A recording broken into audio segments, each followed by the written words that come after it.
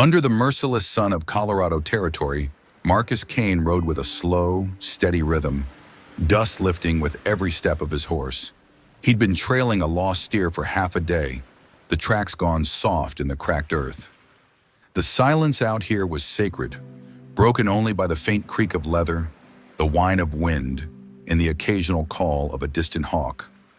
Marcus liked it this way, alone, quiet, predictable. At 32, he'd learned that solitude was safer than trust, and silence was better than broken promises. But then he heard it, so faint it might have been wind, a sound like a breath that had forgotten how to breathe. He froze in his saddle, head tilting, heart slowing. It came again, a whimper, weak and sharp like a thread about to snap. He dismounted quickly, tying the reins to a dead limb. With his rifle slung over his back, he moved through the scraggly junipers and boulders until he came upon a clearing ringed by old cottonwoods. And there, beneath the oldest tree, he saw her. She was hanging by the wrists, arms stretched above her, her body limp like a broken doll. Her feet barely touched the dirt. Her skin was sun-dark and dust-covered, her long black hair matted with sweat and blood. Her chest rose in shallow, erratic breaths, but she was alive. Marcus's eyes snapped to the crude wooden sign nailed to the tree above her head. The words were scrawled in thick red paint, angry and jagged. "White man don't forgive." He stepped back involuntarily, bile rising in his throat. The air thickened. A warning, a message, a curse. He glanced around, scanning the ridges, the rocks. No movement, no sound. Just the wind brushing through dead leaves like whispers of the dead. His hand went to the knife on his belt. "Christ," he muttered under his breath. "What the hell did they do to you?" The girl stirred barely. Her head lolled forward, and he saw the raw rope burns where the rope bit into her wrists like brands of ownership. "You hear me, girl?" he asked, voice hoarse from the dry air. No response. Just the labored breathing of someone who'd forgotten what hope sounded like. "I'm not here to hurt you," he said softer, almost to himself, his boots crunching forward through the scattered bones of small animals. He could see her face now, young, maybe 18, with high cheekbones and a strong jaw, her cheeks hollow from thirst and days without food. There was dried blood on her cracked lip. He reached up, touched the rope. It was twisted mesquite fiber, harsh and old, designed to cut into flesh with every movement. Whoever tied it had meant for her to suffer, not just hang. This wasn't execution, it was torture. He pulled out his knife. His fingers trembled slightly. That sign screamed at him, made accusations he'd never earned but somehow felt guilty for.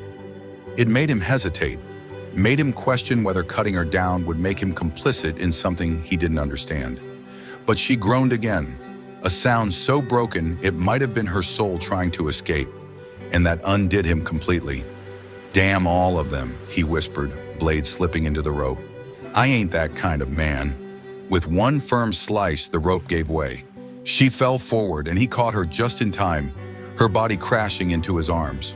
She was warm, burning even, and light in his arms, like she had no bones left, like suffering had hollowed her out from the inside. Her eyes fluttered open, dark, frightened, unfocused, searching his face for signs of whether death had finally come for her. Marcus eased her down to the ground, one knee in the dust. He poured water from his canteen onto a cloth and dabbed her cracked lips, watching her tongue dart out desperately to catch the drops. "Easy now," he said, his voice gentler than it had been in years. "You're safe, at least for the moment." She blinked once, then again, trying to focus on his face. Still no words, but her hand clutched weakly at his sleeve like she was afraid he might disappear. He looked at the sign one last time, then at her. Then he pulled off his coat and draped it over her shoulders, noting how she flinched at even the gentlest touch. "Listen to me," he said quietly, urgently. "If anyone comes asking, if anyone finds us, your name is Lena, just Lena. Nobody needs to know your real name. Nobody needs to know where you came from. You understand?" She managed the faintest nod, her eyes never leaving his face. "Good, but for now, you're with me." And with that, Marcus Kane lifted her in his arms. this girl marked for death, this breathing secret, and stepped back into the wilderness, carrying with him a choice that would change everything he thought he knew about justice, mercy, and what it meant to be human. The sun was dipping low by the time Marcus reached his ranch, just a modest outpost clinging to the edges of a desert, too stubborn to forget violence. A single windmill creaked on the edge of the fence line, its blades turning slowly in the evening breeze, and the old barn sagged like it mourned something that had died long ago. The house itself was one room and a loft, roof patched with old sheet metal and hope, but it stood solid and honest like the man who built it. Marcus eased the girl from the saddle, noting how she'd fallen unconscious during the ride, her head pressed to his chest, whispering breaths like dry leaves skittering across stone. Her weight felt both substantial and fragile, a person reduced to the bare minimum of what it took to stay alive. He carried her inside, kicking the door closed behind him. The interior was sparse but clean, a wood-burning stove, a single cot, a table made from a salvaged lumber, and shelves lined with canned goods and medical supplies. The necessities of a man who'd learned to depend only on himself. He laid her on the cot and unwrapped his coat, careful not to startle her even in unconsciousness. Her eyes fluttered open for a moment, dark and wide and distant, but they watched him with the wariness of a trapped animal.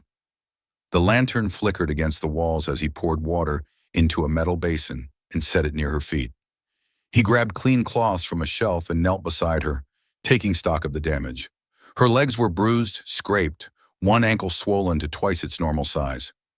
Rope burns marred her wrists like brands, and there were cuts on her arms that looked deliberate, not from struggling, but from someone with a knife who wanted to send a message.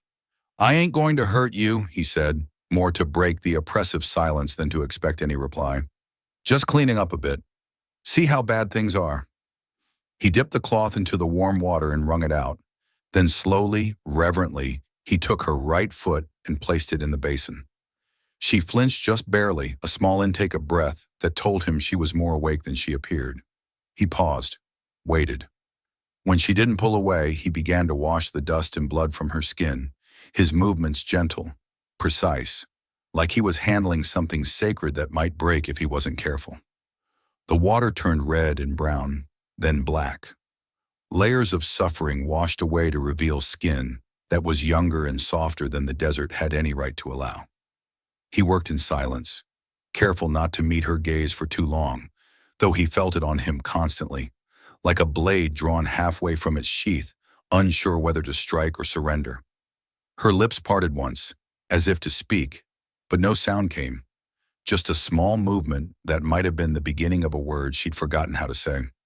"Reckon you don't talk much," he muttered, not unkindly, as he moved to her other foot. "That's all right. Silence is better than most things most days. Safer, too." He finished her feet, then moved to her hands, turning them palm up to see the rope burns more clearly. They were deep, infected, angry red lines that would scar. Someone had retied those ropes multiple times, tightening them each time she tried to escape the pain. As he cleaned the wounds, she watched his face, studying him like she was trying to solve a puzzle. Her eyes were intelligent, alert, not the eyes of someone broken beyond repair, but someone who was choosing very carefully what to show the world. When he was done with her hands, he wrapped them in soft cloth strips and set them gently on a folded blanket. "You remind me of something," he said quietly, almost to himself. "Can't put my finger on what. Something strong that's been bent but not broken." He looked at her again, studying her features in the lamplight. High cheekbones, sharp as ridgelines, lips cracked but full, dark lashes thick with sand and secrets. She was young, too young for this kind of suffering, but there was something old behind her eyes, something that had learned not to flinch from pain, only to wait for it to pass. "Lena," he said softly, testing the name. "That work for you? Just for now, until you feel like telling me different." She blinked once, slowly. No protest, no nod, just that careful watching, that evaluation of whether he was safe or just another kind of danger. Marcus stood, hands still damp from the basin, and reached for a blanket to cover her. He tucked it around her shoulders, noting how she relaxed slightly when the warmth hit her skin. "If you're hungry, there's beans," he said, gesturing toward the stove. Not much to look at, but they'll put something in your belly. Bread too, if you can manage it. Still no answer, but her eyes followed his movements as he busied himself around the small kitchen, lighting the stove, stirring a pot that had been simmering since morning. He grabbed his bedroll from beside the cot and dragged it toward the door. "I'll be sleeping out by the barn tonight," he explained, not looking at her directly. "Give you some space to figure things out. Door don't lock from the inside, but there's a chair you can wedge under the handle if it makes you feel safer." Before he stepped outside, he looked back one last time. She had shifted slightly, propping herself up on one elbow, and for the first time, her eyes didn't look quite so afraid. "Remember," he said quietly, "Lena. That's all anyone needs to know." She nodded then, just barely, but it was enough. He picked up the basin and emptied it outside, watching the dirty water soak into the thirsty ground. The desert took everything: blood, tears, secrets, and gave back nothing but the promise that tomorrow would be just as hard as today. But tonight, for the first time in longer than he could remember, Marcus Kane felt like he'd done something that mattered. Something that might balance the scales for all the things he hadn't done, all the people he hadn't saved. Inside, she ate the beans slowly, mechanically, her body remembering how to nourish itself. She drank water until her stomach cramped, then drank more. She wrapped the blanket around herself and sat by the window, watching the stars emerge like distant campfires. And for the first time since they'd hung her from that tree, she allowed herself to believe that she might live to see another sunrise. Outside, Marcus lay on his bedroll, rifle beside him, listening to the small sounds that meant someone was moving around inside his house. Someone who was alive, who was healing, who was slowly remembering what it felt like to be human. He'd found her by accident, cut her down on instinct, and brought her home without thinking it through. But now, lying under the vast Colorado sky, he realized that maybe some accidents were really destiny wearing a disguise. And maybe saving one person was enough to start saving yourself. The days that followed passed with the slow rhythm of desert life. But the silence inside the house was different now, thicker, charged with something just beyond reach. It wasn't the empty silence of loneliness anymore, but the full silence of two people learning to exist in the same space without stepping on each other's wounds. Lena, as Marcus continued to call her, ate when he brought food, though never much. Her appetite was that of someone who'd learned not to expect regular meals, someone who ate just enough to survive and save the rest in case tomorrow brought nothing. She moved with the caution of a wild animal, eyes always alert, posture tight, ready to run or fight at the first sign of danger.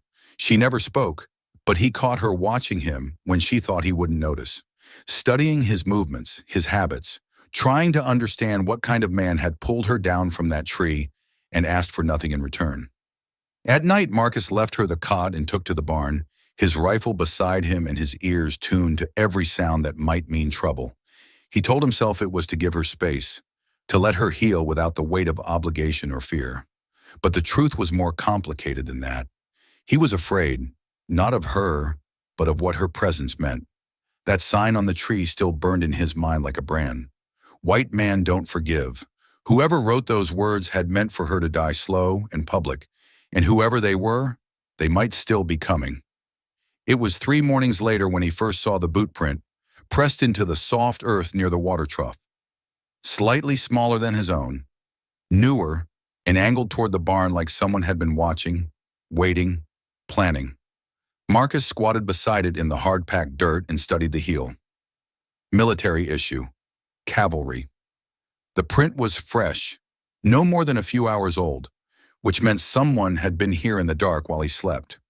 He rose slowly, eyes scanning the ridgeline that surrounded his small valley. Nothing but sagebrush and heat shimmer, but that didn't mean much. A good tracker could stay hidden in terrain like this for days. Back inside, Lena sat by the window, still and silent as always. She didn't look at him when he entered, but her body tensed in that way that meant she felt the change in his mood. "You seen anyone?" he asked, keeping his voice casual. She said nothing, only pulled the blanket tighter around her shoulders like armor. "Someone was here last night," Marcus said, more to himself than to her. "Cavalry by the look of the boots." At the word cavalry, her head snapped up, and for the first time since he'd brought her home, he saw real fear in her eyes. Not the careful wariness she wore like a second skin, but pure animal terror. "They're looking for you, aren't they?" he said quietly. She stared at him for a long moment, then nodded once. Just barely, but it was the first real communication they'd had. "I think we've got company coming," Marcus murmured, already thinking through their options. That evening he kept the lantern low and stayed by the porch, rifle across his knees, coffee growing cold in the cup beside him. The wind had died completely, leaving the desert in that supernatural stillness that came before storms or before trouble. Coyotes howled far off, their voices rising and falling like a funeral song. The stars blinked into view one by one, cold and distant as the eyes of judges. Lena didn't sleep. He could hear her moving inside, pacing the floor in slow circles like a caged wolf. Every few minutes, she would pause by the window, looking out at the darkness, and he wondered what she was seeing that he wasn't. It was around midday the next day when the riders came. Dust curled behind 3 horses as they approached at an easy lope, the kind of pace that said they weren't in a hurry because they knew their quarry had nowhere to run. The man in the lead wore the blue and gold of the U.S. Cavalry, his uniform crisp despite the heat, his hat set at an angle that spoke of authority and absolute certainty in his own righteousness. Marcus stepped down from the porch, one hand resting casually on his gun belt, the other hanging loose and ready. He'd learned long ago that the key to these conversations was to appear relaxed while being ready for anything. The soldier reined in his horse and squinted down from the saddle, taking in the modest ranch. The single man who lived there, the signs of a life lived simply and alone. "You Kane?" the officer asked, his voice carrying the flat authority of someone accustomed to being obeyed without question. "Depends who's asking." "Captain Hayes, Fort Sterling. We're tracking a fugitive." The man pulled a folded notice from his breast pocket and held it out. "You seen this one?" Marcus took the paper, already knowing what it would show, but needing to see how they'd chosen to portray her. A crude sketch of a young Lakota girl, sharp eyes, long hair, and beneath it the words that made his blood run cold. "Wanted for murder and escape. Dangerous. Reward $500. $500. More money than most men in this territory saw in 2 years. Enough to make even honest men consider doing dishonest things." Marcus looked up slowly, his face a mask of polite disinterest. "Can't say I have." "You sure about that?" Captain Hayes asked, leaning forward in his saddle. "Small, quiet, might be hurt, might be hiding. We think she was rescued or taken by someone passing near Devil's Canyon 3 days ago." Devil's Canyon, less than 5 miles from where he'd found her. They were closer than he'd hoped. Marcus held the paper a second longer, memorizing the details, not of the sketch, but of the official seal, the signatures, the way they'd chosen to describe her crimes, then folded it carefully and handed it back. "Ain't seen nobody but jackrabbits and a cow that don't listen worth a damn," he said easily. Captain Hayes' eyes narrowed, and Marcus could see him evaluating, weighing, trying to decide whether this lone rancher was worth the trouble of a more thorough investigation. "She's not just a runaway, Mr. Kane," the captain said finally. "She's part of a violent group. Savages who think they can murder innocent settlers and run back to their holes in the rocks." His voice carried the kind of casual hatred that came from years of believing his own propaganda. "That sign they left, they mean it. White man don't forgive, but neither do we." Marcus's jaw tightened, but he kept his voice level. "If I see anything suspicious, I'll be sure to send word." The soldier studied him for a moment longer, then nodded once, sharp and military. "See that you do. There's a telegraph station in Copper Creek, about 20 miles east. Any information leading to her capture—" He tapped the wanted poster. "Well, $500 goes a long way out here. I'll keep that in mind." Captain Hayes turned his horse, then paused. "One more thing, Kane. Harboring a fugitive is a federal crime. Penalties the same as if you'd committed the murder yourself." He touched the brim of his hat in a mockery of politeness. "Have a good day." Marcus watched the 3 riders disappear into the heat shimmer, their dust trail hanging in the still air like a question mark. Only when they were completely out of sight did he allow his shoulders to relax. Inside, Lena stood just beyond the curtain, pressed against the wall like she was trying to disappear into it. She had heard every word, seen everything through the gap in the fabric, and her face was the color of old bone. He stepped inside, took off his hat, and set it carefully on the table. The wanted poster had described her as dangerous, but looking at her now, small, frightened, shaking with the effort of staying silent, he couldn't imagine her hurting anyone. "They came looking," he said quietly. "Showed me a paper. Said you were wanted for murder." She didn't speak, just stared at him with those dark eyes that seemed to hold more pain than one person should be able to carry. "I told them no," he continued. "Told them I hadn't seen anyone." Her eyes narrowed, confused and suspicious, like she couldn't understand why anyone would lie to the authorities on behalf of a stranger. "I don't know what you did, Lena," Marcus said, using the name like a shield to protect them both. "And maybe someday you'll tell me the truth about all of it. But out here, a man makes choices about what kind of person he wants to be. I made mine." He turned toward the stove, busying himself with checking the coffee that didn't need checking, stirring the beans that didn't need stirring. Behind him, he heard the softest sound, barely a whisper of movement, the faint creak of floorboards under careful feet. When he turned back, she was standing closer than she'd ever dared before. Not close enough to touch, but close enough that he could see the tears she was fighting not to shed. "Thank you," she whispered, and her voice was like wind through dry grass, soft, careful, but carrying more weight than words twice as loud. It was the first time she'd spoken since he'd cut her down from that tree, and those two words seemed to crack something open between them. Not trust exactly, that would take longer, but the possibility of trust, the beginning of understanding that they were no longer just captor and captive, protector and protected. They were two people who had chosen each other, however accidentally, however temporarily, and in that choice something new was beginning to grow. The afternoon sun hung low, casting long shadows across the yard as the wind softened to barely a whisper. It had been a strange day, too quiet, like the desert itself was holding its breath, waiting for something to break the tension that had been building since the soldier's visit. Marcus sat on the porch steps, sharpening his knife with slow, methodical strokes. Each pass of steel against stone rang out in the stillness, a rhythmic sound that seemed to calm his nerves. He focused on the motion more than the blade, as if the repetition might keep his thoughts from drifting too far toward the woman inside who had spoken exactly 2 words to him in 5 days. "Thank you." Such simple words, but they had changed everything between them. They had acknowledged what he had done, what he was continuing to do, and the risk they were both taking by pretending she didn't exist. He paused in his sharpening, cocking his head. The faint crunch of footsteps on gravel reached his ears.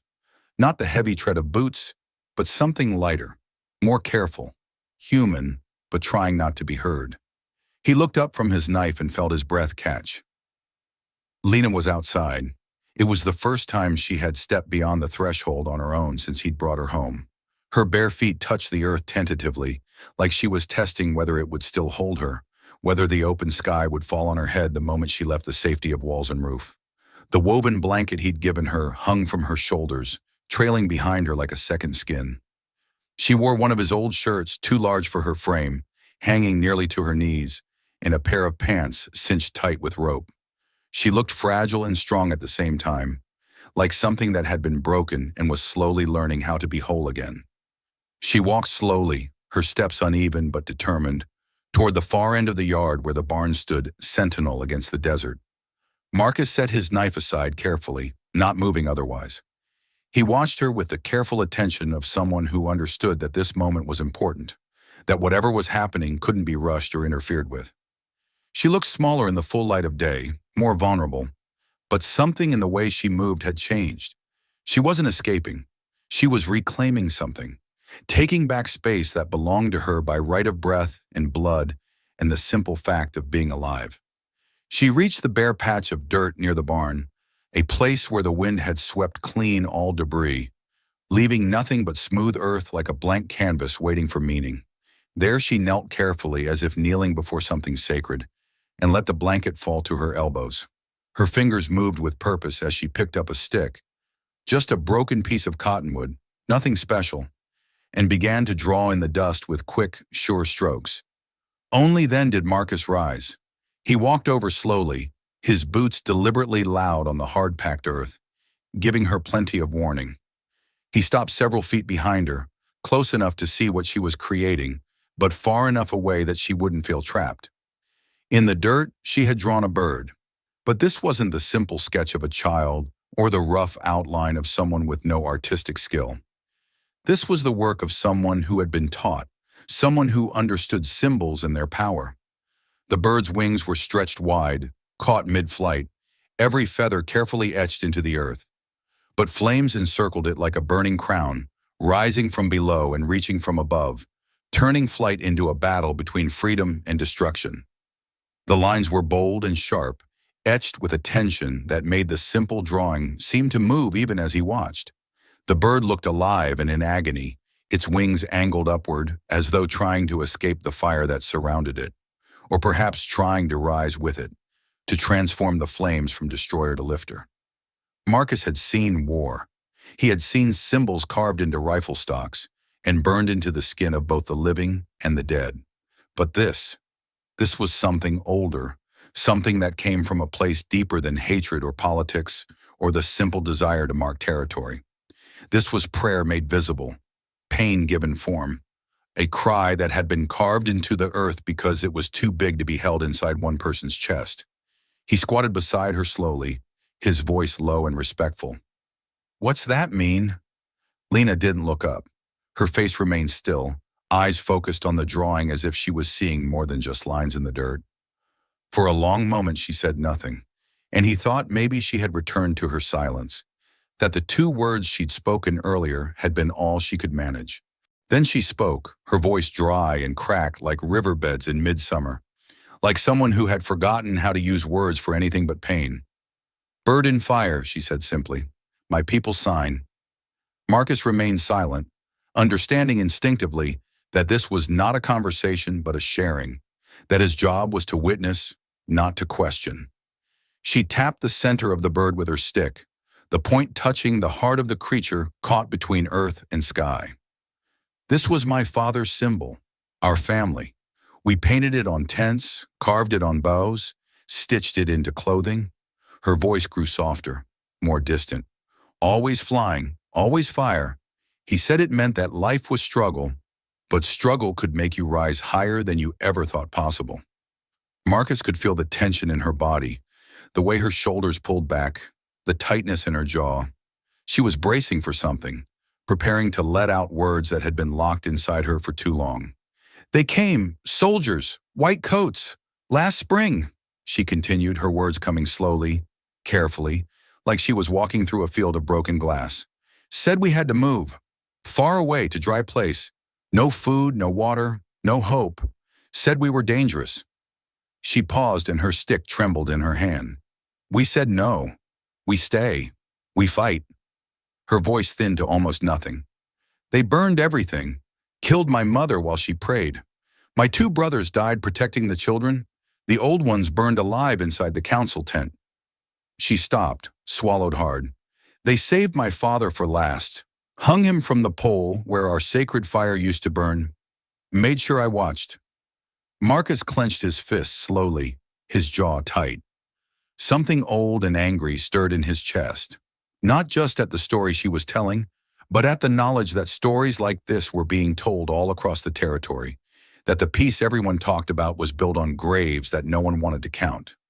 "I ran," she whispered, "hid in the rocks for 3 days. No food, no water, just waiting to die. But they found me anyway." Her voice grew harder now, edged with a fury that made her seem older than her years. "Beat me, tied me, called me thief, murderer. Said I stole a rifle from a dead soldier." She turned then, locking eyes with him for the first time since she'd begun speaking. There was fire in those dark eyes now, not the flames that destroyed, but the ones that forged steel. "I never stole anything. I never killed anyone. I never did anything wrong except be born Lakota." Her voice echoed in the open air like thunder across dry land, carrying pain and anger and a pride that no amount of suffering had been able to break. Marcus didn't speak for a moment. He looked at her, really looked at her, and saw not the broken girl he'd cut down from a tree, but the woman she was becoming, the survivor she had always been underneath the wounds. "I believe you," he said finally, his voice low but certain as sunrise. She turned back to the drawing, dropped the stick like it had burned her fingers. Her hands fell into her lap, and for a moment she just stared at what she had created. Then her shoulders began to shake. At first she made no sound, just silent tremors that seemed to come from somewhere deeper than grief, deeper than fear. But then the sobs came, raw and unfiltered, the sound of someone finally allowing themselves to feel everything they had been holding back. She curled forward, arms wrapped around her knees, her long black hair falling like a curtain around her face. The pain was too big for her body, and it poured out of her in waves that seemed to shake the very air around them. Marcus stayed beside her, unmoving. He didn't reach for her, didn't try to comfort her with empty words or meaningless gestures. Instead, he reached out and pressed his hand into the dirt beside the flaming bird. Palm down, fingers spread wide, his skin against the dust she had shaped with grief and memory. It wasn't touch. It was testimony. It was witness. It was the only thing he could offer that might possibly be enough. She felt it. He knew she did because her sobbing shifted, became less alone somehow, as if the weight of her pain was being shared, even if only by a few ounces. They stayed like that as the sun continued its journey toward the horizon. Him kneeling in the dirt beside her drawing, her crying for everything she had lost and everything she might never have. The desert around them was utterly still, as if even the wind understood that this was a sacred moment, a breaking open that needed to happen in silence. Eventually her breathing slowed. The tears stopped coming, not because the pain was gone, but because her body simply had no more to give. She lifted her head slowly, her face streaked with dirt and tears, and looked at him with eyes that seemed both emptied and somehow fuller than before. "You can call me Ayanna," she whispered. The name hung in the air between them like a bridge being built one word at a time. Marcus gave a small nod, his voice like gravel and wind. "Ayanna," he repeated, tasting the sounds, feeling their weight. "It's a good name. Strong." "It means eternal blossom," she said softly. "My grandmother gave it to me. She said it meant I would bloom no matter how hard the ground, no matter how little rain." "Your grandmother was a wise woman."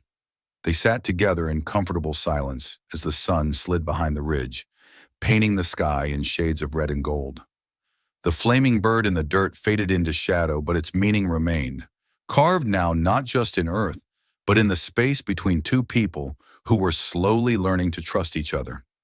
That night, the wind whistled low through the rafters, whispering through the thin walls like spirits remembering their names. Marcus sat by the fire, boots off, shirt sleeves rolled up, tending a kettle of beans that had been simmering all day.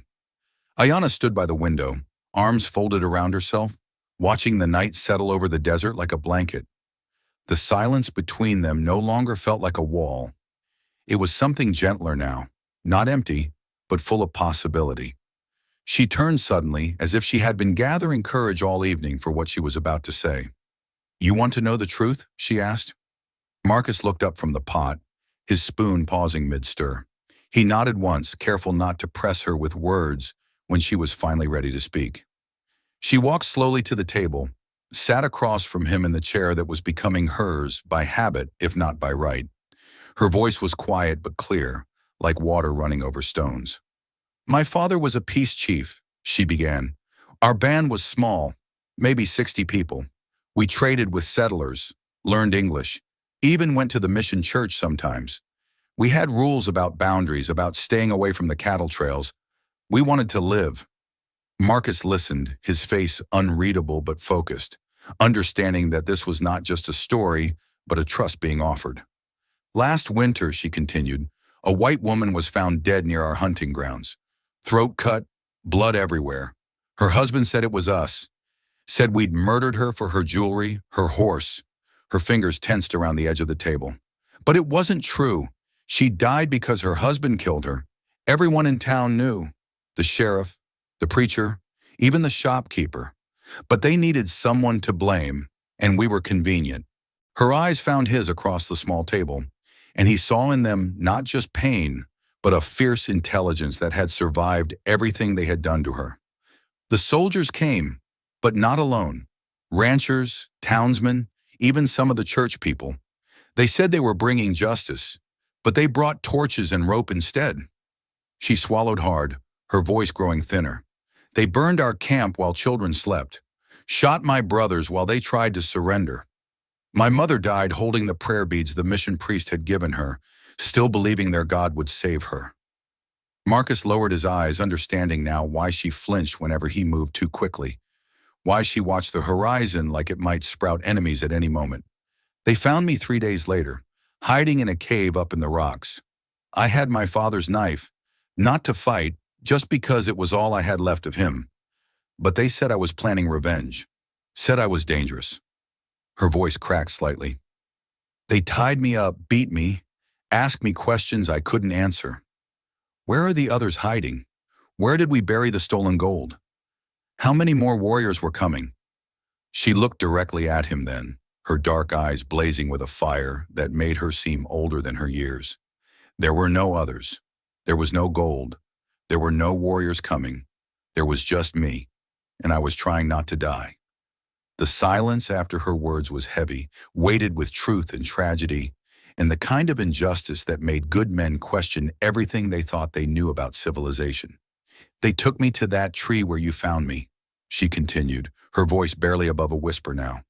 Hung me up like bait, like a sign to warn others. Captain Hayes said I would stay there until I confessed to murders I didn't commit, or until I died. He didn't care which. How long? Marcus asked, his voice rough with emotion he was trying to control. 2 days, maybe 3. Time stops when you're hanging like that. She touched her wrists unconsciously, where the rope burns were still healing. I stopped hoping someone would come. I just hoped it would end. Marcus stood slowly, walked around the table until he was standing in front of her. She looked up at him, searching his face for judgment or disbelief, but finding neither. He reached down and cupped her chin gently in his calloused hand, his touch careful and measured. If you had been a white woman on that tree, she asked quietly, would you still have cut me down? The question hung between them like a test, like the difference between charity and justice, between kindness and true understanding. Marcus looked into her eyes for a long moment before answering. I'd like to think so, he said honestly, but I can't know for sure because I ain't never been tested like that before. He paused. What I can tell you is this. I don't love the color of your skin or the language you speak. I love the fact that you're breathing, that you survived, that you're strong enough to tell me this story even when it hurts. Her eyes filled with tears, but these were different from the ones she'd shed by the barn. These were tears of relief, of recognition, of something that might eventually become trust. I love what's under your skin, he said softly. I love the fire that kept you alive when dying would have been easier. She reached up and covered his hand with both of hers, pressing his palm against her cheek like she was trying to absorb his warmth, his certainty, his simple human decency. And then, as if drawn together by something stronger than decision, they leaned into each other. The kiss was hesitant at first, careful, like two people afraid of breaking something precious. But then it deepened, became something fuller and more certain, as if both of them had been holding their breath for too long and finally remembered how to exhale. Her hands trembled against his chest. His arms circled her back, drawing her closer, feeling the delicate bones beneath her skin. The way she fit against him, like she had been made for this exact moment. The fire crackled softly behind them, casting dancing shadows on the walls. Outside, the desert wind had calmed for the first time in days, as if even the elements understood that something important was happening in this small cabin, something that deserved peace and quiet and the blessing of stillness. When they finally broke apart, they remained close, foreheads touching, breathing the same air.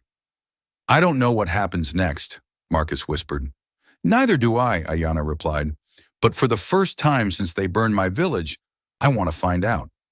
They stood like that for a long time, holding each other in the flickering light, Two damaged souls who had somehow found in each other exactly what they needed to start healing. Outside, the stars wheeled overhead in their ancient patterns, indifferent to human suffering but perhaps not entirely unmoved by human hope. And in that small cabin, surrounded by the vast indifference of the desert, something new was beginning to grow, something that looked remarkably like love, but felt much stronger, much more necessary than that simple word could contain. The wind returned with the morning, gusting harder than usual, carrying the scent of sand and distant smoke. Marcus felt it in his bones, something shifting, something coming. He'd lived long enough under the open sky to recognize the weight that settled on the land before storms, whether they came with clouds or with men carrying guns. 4 days had passed since the kiss, since the words neither of them had spoken aloud took root in the silence between them. 4 days of careful glances and hands that brushed when passing plates, of conversations that said everything except what they both knew was happening. Ayana had begun to move more freely around the ranch, no longer the broken bird he'd cut down from that tree. She helped feed the few animals he kept, swept the floor with a thoroughness that spoke of someone reclaiming domestic life, even laughed once, softly, when Marcus cursed the stubborn mule that refused to eat its grain without first conducting a detailed inspection of every kernel. But the peace between them was thin as paper, and they both knew it. By noon, when the sun had climbed high enough to turn shadows into knife-thin lines, a trail of dust rose from the east like a warning written in the sky. Marcus stood by the fence, jaw tight, rifle resting against the porch post within easy reach. His coffee had gone cold in the cup beside him, forgotten in the face of what was coming. 3 riders approached at an easy lope, the kind of pace that said they weren't in any particular hurry because they knew their quarry had nowhere to run. These weren't soldiers in uniform, but local men in canvas coats and worn hats, rifles slung casually across their backs like they were heading out for a day of hunting rather than a day of hunting people. Their leader wore a tin badge on his chest that looked more self-appointed than official, the kind of authority that came from a town council meeting and a shortage of volunteers rather than any real law enforcement training. Marcus recognized him immediately. Joe Prescott, who ran a struggling ranch about 20 miles south and had never met a problem he couldn't solve with violence or the threat of it. "Kane," Prescott called as he dismounted, his boots hitting the hard-packed earth with the confidence of a man who believed himself to be on the side of righteousness. "Heard tell you might be harboring someone who don't belong." Marcus kept his voice even, conversational, the tone of a man discussing weather rather than life and death. "You hear a lot of things, Joe. Don't make any of them true." Prescott spat into the dirt, a brown stream of tobacco juice that spoke of contempt and certainty. "A girl, Indian, Lakota, they say. There's a reward posted, $500 cash and the thanks of every God-fearing man west of the Rockies." "That's a lot of money for a girl," Marcus observed mildly. "That's a lot of money for a murderer," Prescott corrected, his hand resting casual-like on his gun belt. "Word is she killed a whole family, women and children too, butchered them like cattle." Marcus felt something cold settle in his stomach, but his face remained unchanged. "You come all this way based on what word tells you?" Prescott's eyes narrowed, and he gestured to his companions, 2 men Marcus didn't recognize, but who had the hard look of men who hired out their guns to whoever paid best. "We aim to search your place," Prescott said, no longer bothering with the pretense of friendliness. "Just to be thorough. Nothing personal, you understand." Marcus stepped down from the porch slowly, deliberately, placing himself between the riders and his front door. "You got a warrant for that search, Joe?" Prescott laughed, a sound like breaking glass. "You think this is a courtroom, Kane? You think we need papers to do what's right?" He looked around at the modest ranch, the single man standing between him and whatever he'd come for. "Out here, we are the law, we are the judges, and if you're hiding that murdering savage, we're the jury too." The other 2 men shifted in their saddles, hands moving casually but deliberately toward their weapons. The morning air grew thick with the kind of tension that preceded violence, the moment when words stopped mattering and only actions counted. "I'm the only one lives here," Marcus said, his voice calm as still water but carrying undertones of something much harder. Ain't no girl, Indian or otherwise. Just me and my ghosts and a few stubborn animals that ain't worth stealing." Prescott stared at him for a long moment, weighing options, calculating risks. Marcus could see the gears turning in the man's head. Was this lone rancher worth the trouble of a fight? Was there enough evidence to justify the risk? Finally, Prescott gave a tight nod, but his eyes promised that this wasn't over. "If we find out you're lying," he said, his voice carrying the weight of absolute certainty, "you'll burn right alongside her, and don't think that badge in town will protect you once we get our blood up." "I'll keep that in mind," Marcus replied evenly. The three men rode off without searching the house, but their message was clear as the dust they left hanging in their wake. They'd be back, probably with more men and definitely with less patience. Marcus watched them disappear into the heat shimmer before allowing his shoulders to relax even slightly. Only when their dust trail had faded completely did he turn back toward the house, where he knew Ayanna was waiting, listening, preparing for whatever came next. Inside, she stood pressed against the wall beside the window, her face the color of old bone, her eyes wide with the particular terror of someone who had lived this scene before and knew how it ended. "They're not giving up," she whispered, her voice barely audible. "No," Marcus agreed. "They're not." He walked to the shelf where he kept his ammunition, began methodically checking his rifle, his pistol, the spare gun he kept wrapped in oilcloth. Not because he was planning to fight, 3 against 1 were bad odds, and there would be more of them next time, but because preparation was a habit that had kept him alive this long. "There's something I need to tell you," Ayanna said suddenly. He looked up from his gun cleaning, saw something in her face that made his stomach clench. "The woman they say I killed," she continued, her words coming slowly, carefully. "I knew her. Her name was Margaret Thornton. She used to come to our camp sometimes, to trade for beadwork, for medicines. She was kind." Marcus set down his rifle, giving her his full attention. "The morning they found her body, she had been coming to warn us. Her husband, he'd been drinking, talking about what he wanted to do to the Indians in the valley. She was afraid he meant it, afraid he would bring others." Ayanna's voice grew smaller, more distant. "She never made it to our camp. Her husband found her on the trail, killed her to keep her quiet. But he needed someone to blame. So he blamed you. All of us. But when the soldiers came, when everyone else was dead," she touched her throat unconsciously, "I was the only one left to hang for it." The full horror of it settled over Marcus like a weight. Not just the injustice of it, but the calculated cruelty. Murdering your own wife to cover your intended crimes, then orchestrating the destruction of an entire people to hide the murder. "That's why they want you so bad," he said quietly. "You're not just a witness to what they did to your people. You're a witness to what started it all." She nodded. "As long as I'm alive, as long as I can speak, the truth exists, and the truth makes them all murderers." Marcus stood up, walked to the window, looked out at the empty desert that suddenly felt much less empty than it had an hour ago.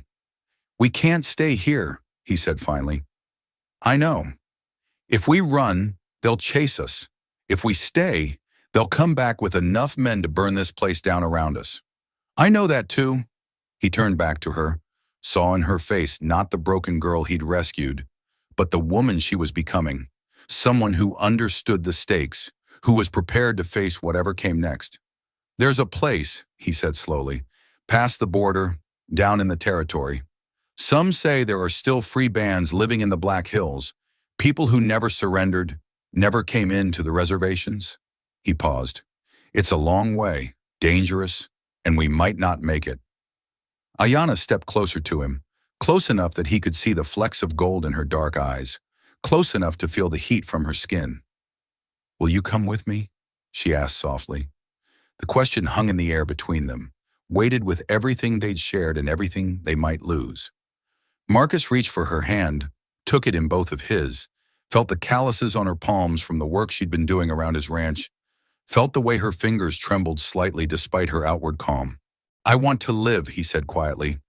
"For the first time in longer than I can remember, I want to wake up tomorrow and see what happens next." He looked into her eyes. "I want to wake up next to you." She pressed her forehead against his chest, her breath warm through his shirt. When she spoke, her words were muffled but clear. "I want to live as your wife."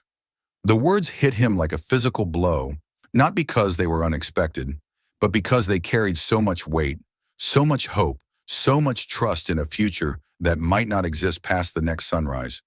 He closed his eyes, kissed the top of her head, breathed in the scent of her hair that always reminded him of sage and wildflowers, and something indefinably clean, despite everything she'd endured. "Then we better survive this," he whispered against her hair.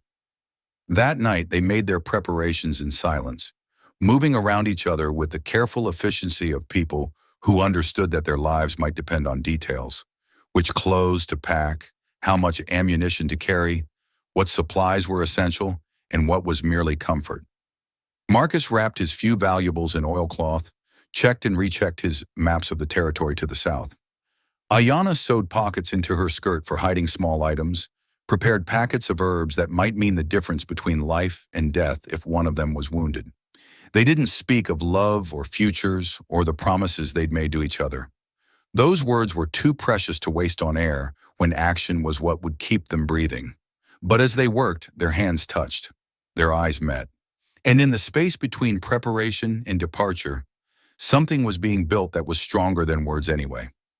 By dawn, they would be gone from this place that had sheltered them, had allowed them to find each other, had given them just enough time to discover what they might mean to each other if the world would let them live. The desert stretched out before them, vast and unforgiving, and full of people who wanted them dead. But they were no longer alone, and sometimes in a world built on cruelty and chances, that was enough. By sundown they were ready, 2 horses saddled with everything they owned that mattered, which wasn't much when you measured it against the possibility of death. No letters left behind, no fires banked for return, no goodbye spoken to the small cabin that had sheltered their beginning. Just a quiet door left swinging in the evening breeze and a life turned to memory. They rode through the desert under cover of stars, moonlight painting the ridges silver and black, turning the familiar landscape into something alien and strange. Ayanna leaned forward against her horse's neck, her movements fluid and practiced, in a way that reminded Marcus she had been born to this life, had learned to ride before she learned to walk properly. She didn't ask where they were going or what lay ahead. She simply followed, trusting him with a faith that felt heavier than all the gold in California. The first few miles passed in relative peace, their horses' hooves muffled by the sandy soil, their passage marked only by the soft creak of leather and the occasional snort from the animals. Marcus kept his eyes on the horizon, scanning constantly for signs of pursuit, for the dust clouds or reflected moonlight that would mean they'd been discovered. 10 miles from the ranch, where the land opened into low scrub brush and broken stone cliffs, the desert began to change. The flatness gave way to rocky terrain, dotted with boulders the size of houses, and cut through with arroyos that could hide an army or provide perfect cover for an ambush. Marcus had chosen this route deliberately. It was harder travel, but it offered more options if they needed to hide or fight. The trade-off was that it was also the most dangerous part of their journey, the place where pursuit was most likely to catch up with them. His gut twisted with tension as they navigated between 2 particularly large rock formations. Every shadow could hide an enemy. Every sound might be the last thing they heard. Then the shot came. The crack of the rifle echoed across the plain like thunder, sharp and sudden and close enough that Marcus felt the bullet part the air near his head. His horse shied violently, nearly unseating him, and he fought to regain control while simultaneously reaching for his own weapon.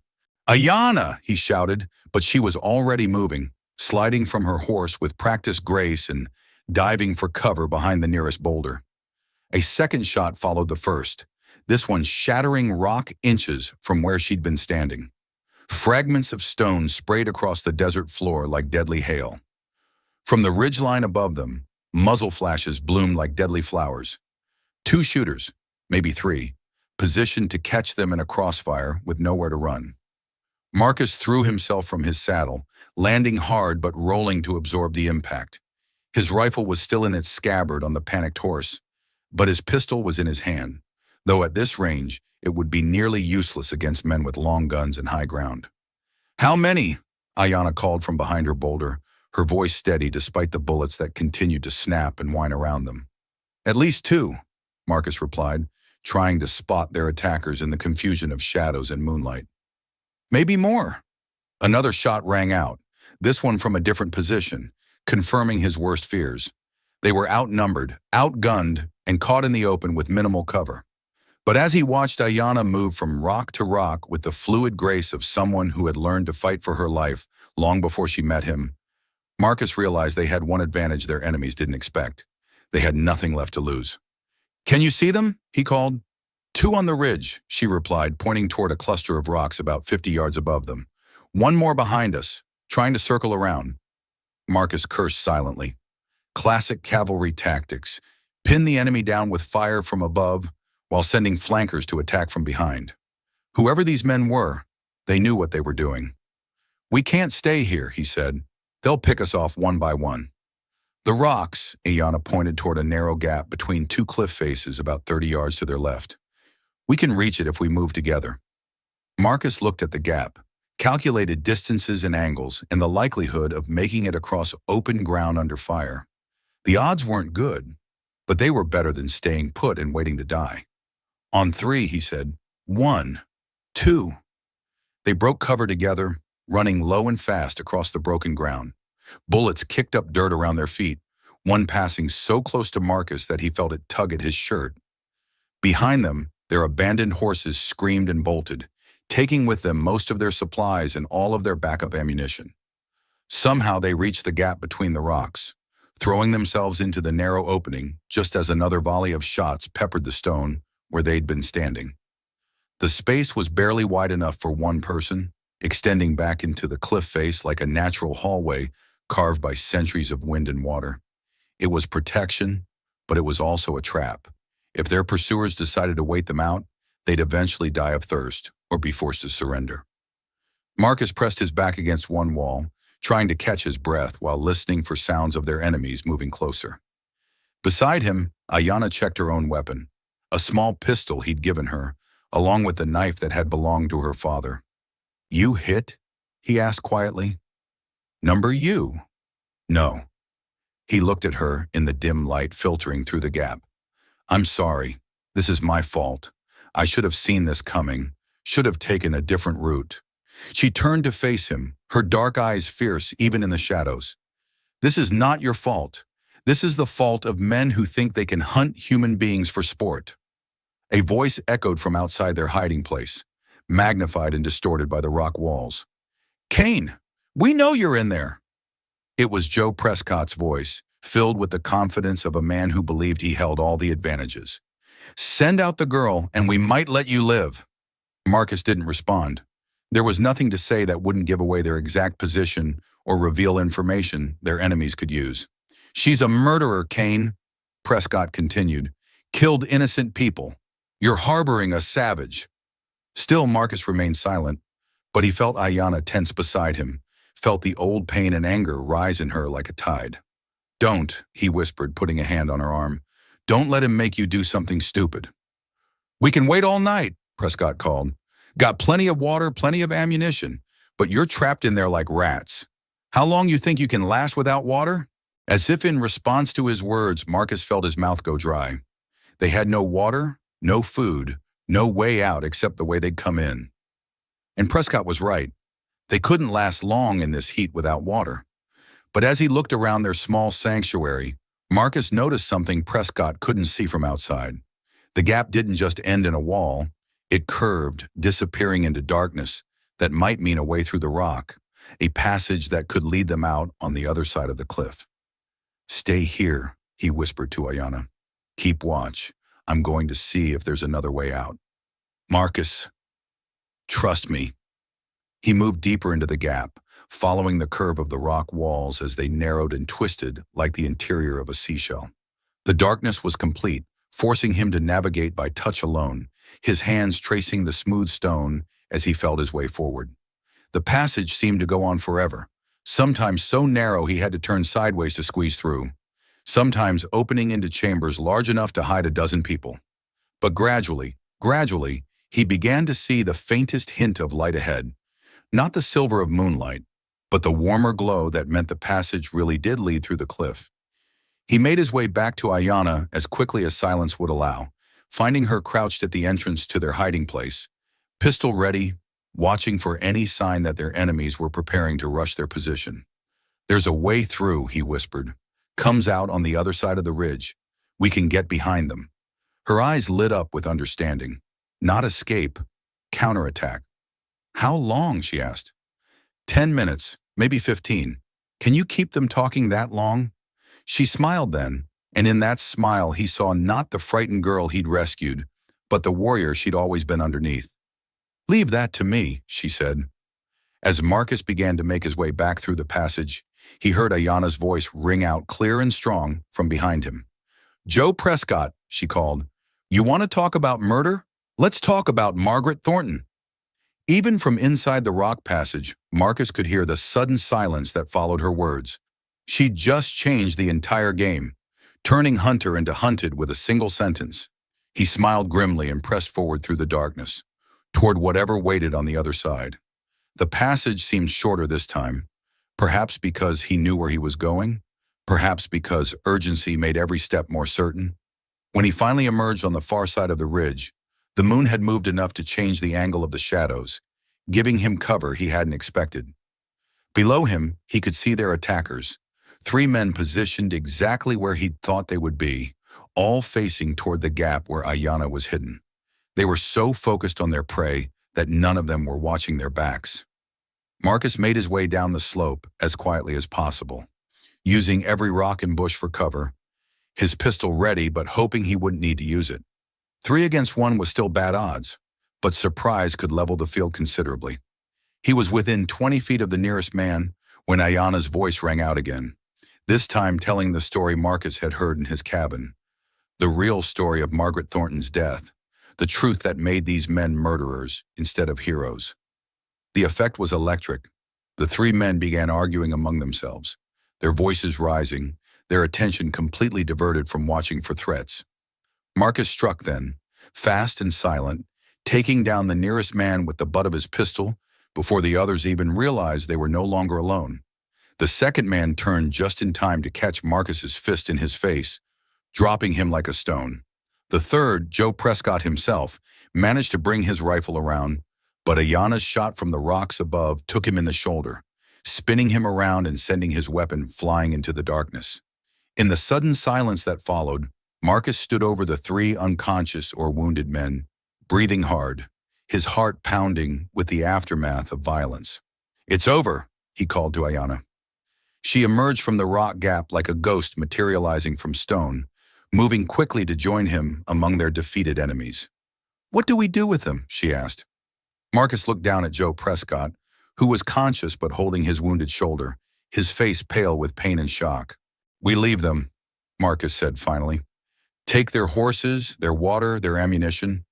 Let them walk home and think about what kind of men they want to be." It wasn't mercy exactly, but it wasn't murder either. It was something else, a choice to be better than the violence that had brought them to this moment. As they gathered the supplies they needed and prepared to continue their journey, Ayana looked back at the men they were leaving behind. "They'll come after us again," she said. "Probably," Marcus agreed, "but not tonight, and maybe if we're lucky, not ever." They rode south through the remaining hours of darkness, putting as much distance as possible between themselves and their former pursuers. The horses they'd taken were good ones, strong and well-fed, capable of covering the ground they needed to cover. But more importantly, they rode together. 2 people who had chosen each other, who had fought for each other, who had proven that love was stronger than the hatred that had driven them from their home. The Black Hills were still days away, still a promise rather than a destination. But for the first time since they left the ranch, Marcus allowed himself to believe they might actually make it. Together. 8 months later, the tent flaps rustled gently in the river breeze, moonlight slipping through the stitched seams like silver threads woven by patient fingers. Outside, crickets sang their ancient songs while the water whispered over stone, a lullaby that had been playing since before humans walked this land. Inside the hide shelter, Marcus lay propped against folded blankets, his breathing slow and deep. The fever that had nearly taken him 3 weeks ago had finally broken, leaving him weak but alive, healing but whole. The bullet wound in his side, a parting gift from their pursuers near Devil's Canyon, had closed clean and straight, the scar just another line in the map of survival written across his body. Ayanna sat beside him, a basin of cool water at her side, gently wiping down his brow with a cloth. She moved with the practiced ease of someone who had spent weeks learning the rhythm of care, the patience required to nurse someone back from the edge of death. He watched her through half-lidded eyes, noting how the hard journey had changed her. She was thinner now, her face leaner, but there was a strength in her that hadn't been there before. Not just physical strength, though she'd proven capable of that too, but something deeper. The strength of someone who had found her place in the world and intended to keep it. "You always this bossy with your patient?" he murmured, his voice still rough from the fever. She raised an eyebrow but smiled, an expression that transformed her face from merely beautiful to something that stopped his heart. "Only the ones too stubborn to die properly." He chuckled, then winced as the laughter tugged at the healing tissue. She hushed him gently, placing a palm over his chest to steady him, her touch warm and sure. The silence between them deepened, not awkward, but full of things that didn't need to be said because they lived in the space between heartbeats, in the way her hand rested over his heart, in the way he looked at her like she was water in the desert. Then, as the wind sighed through the cottonwoods outside, he spoke again. "Tell me something I don't know," Marcus said, his voice softer now, touched by something that might have been wonder.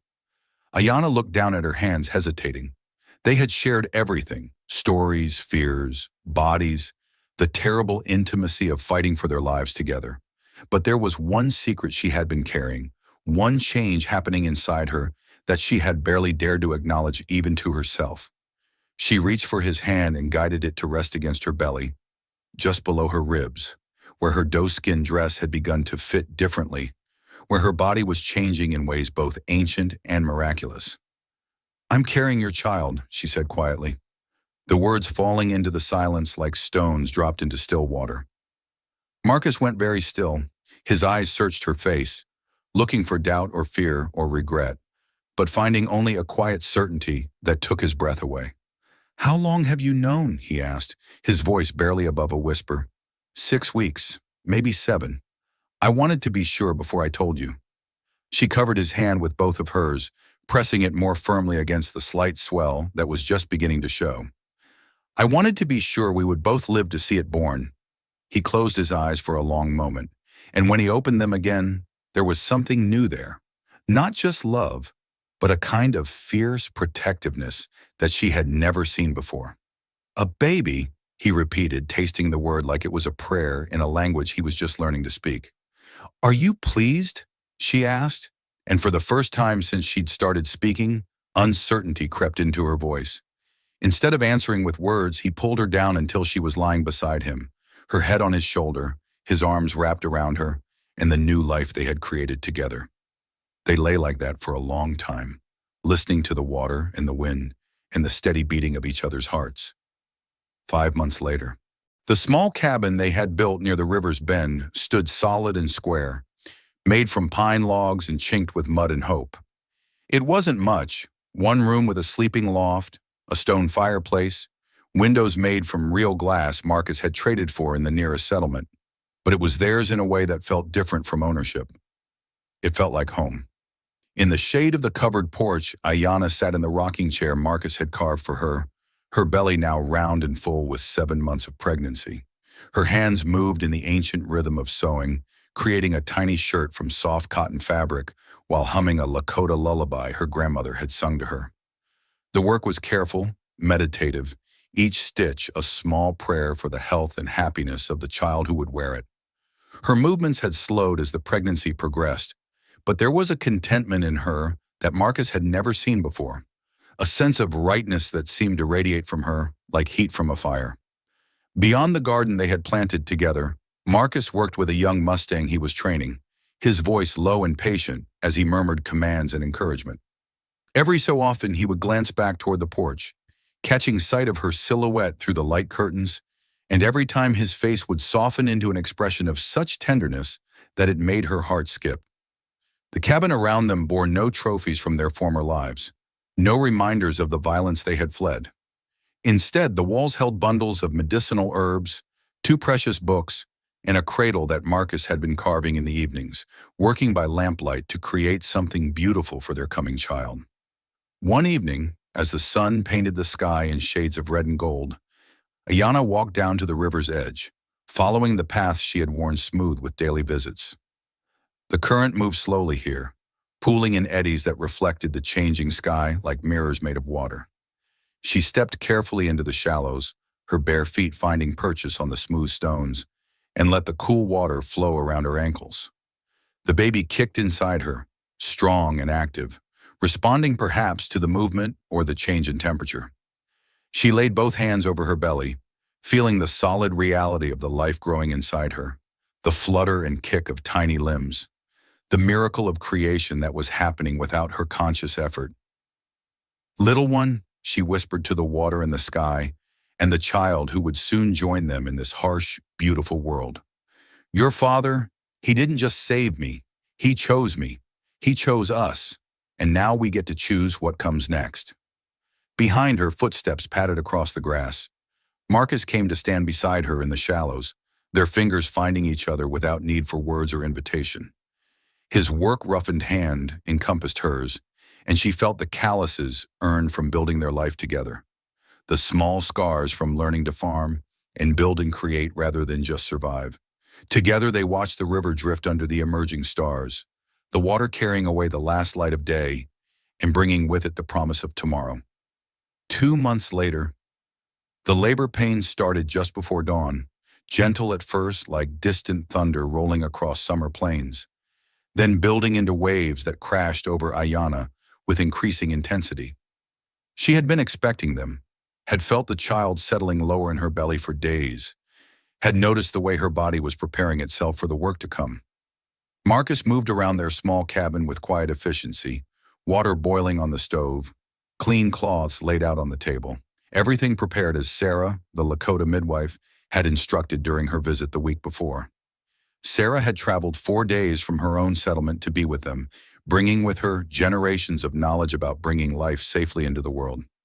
She was a small, weathered woman with gentle hands and eyes that seemed to see more than was visible, and her presence filled their cabin with a sense of calm competence.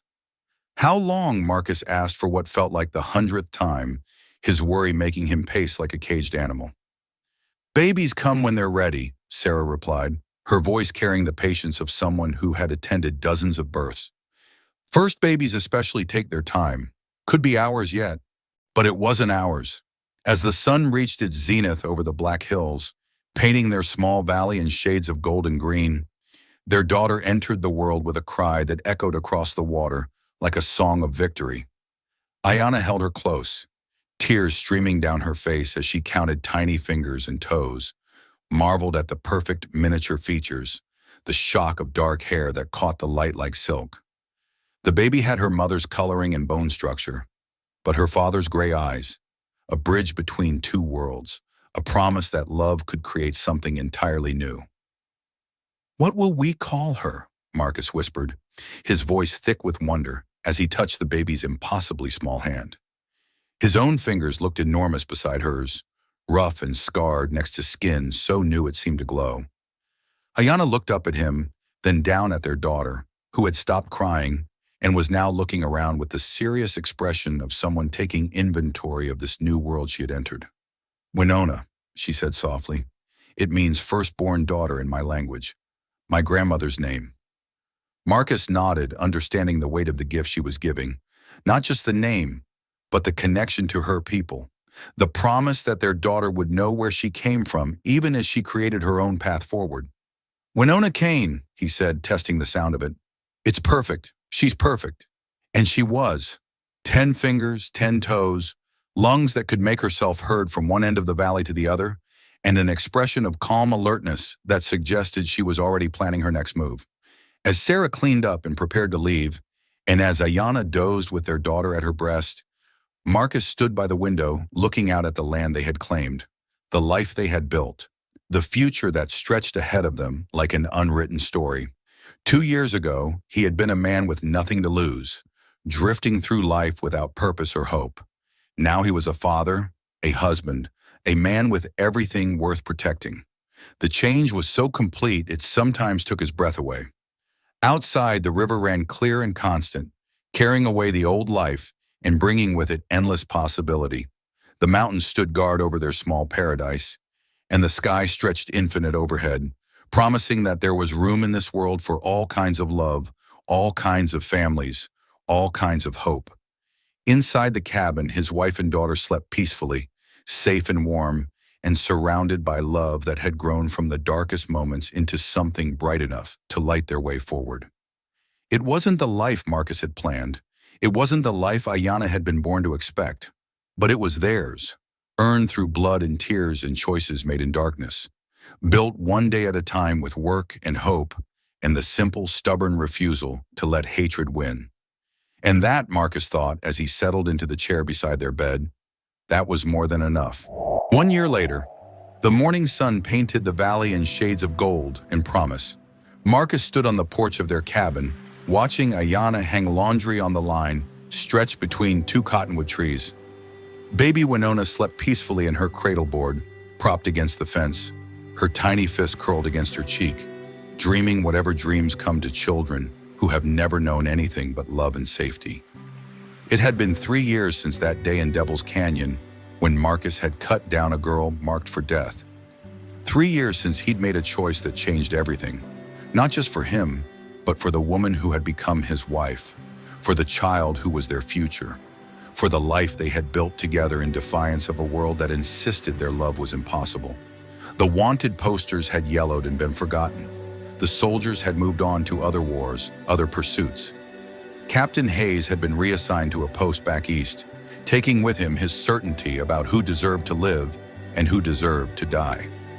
Out here in the territory, far from towns and telegraph lines and the machinery of official hatred, Marcus and Ayanna had simply disappeared into legend, into myth, into the kind of story people told around campfires about love conquering all. But to each other, they had become everything that mattered. Ayanna looked up from the clothesline, caught him watching, and smiled. That smile still stopped his heart, still reminded him that some things were worth fighting for, worth dying for, worth living for. She walked over with Winona gurgling happily in her arms, stood beside him on the porch they had built together. In the distance, the river whispered its endless song of continuity and change. "Any regrets?" she asked softly, a question that had become ritual between them. Marcus put his arm around her, pulled both his girls close. "About what?" "All of it. The ranch you left behind. The simple life you gave up." He was quiet for a moment, considering. Then he shook his head. "That wasn't living," he said. "This is living." They stood together in comfortable silence, watching their daughter discover her own fingers, watching the sun climb higher over the mountains that had become their sanctuary. They had found something rare in this harsh land, something that couldn't be bought or sold or taken by force. They had found home, not a place but a choice, not just survival, but a reason to thrive. If this story moved your heart, if it reminded you that even in the harshest places, love can bloom like water from stone, then you're in the right place. What did you think of Marcus and Ayanna's journey? Have you ever had to choose between what's safe and what's right? Drop a comment below and share your thoughts. I read every single one and love hearing your stories. And if you want more tales of forbidden love, quiet bravery, and hearts that refuse to surrender, smash that subscribe button and ring the notification bell. From dusty trails to whispered promises, every story here is crafted to stay with you long after the last word. Where bullets miss but hearts don't. Subscribe now and never miss a heartbeat from the frontier.